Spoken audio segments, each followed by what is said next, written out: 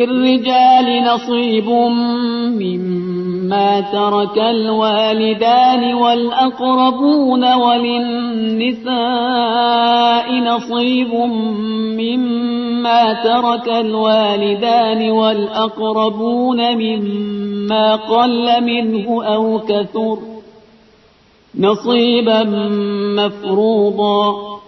وإذا حضر القسمة أولو القربى واليتامى والمساكين فارزقوهم منه وقولوا لهم قولا معروفا.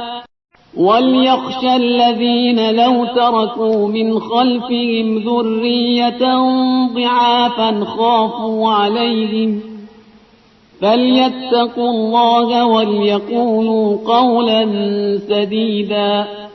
إن الذين يأكلون أموال اليتامى ظلما إنما يأكلون في بطونهم نارا وسيصلون سعيرا. يوصيكم الله في أولادكم للذكر مثل حظ الأنثيين.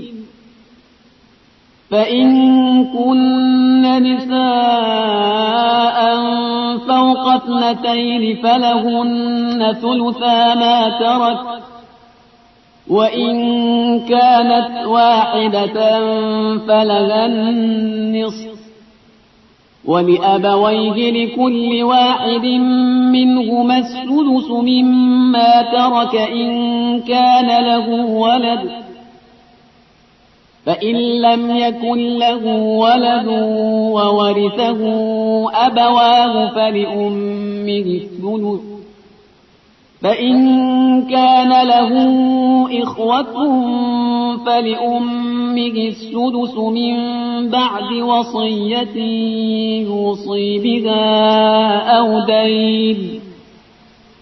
آباؤكم وأبناؤكم لا تدرون أيهم أقرب لكم نفعا فريضة من الله إن الله كان عليما حكيما.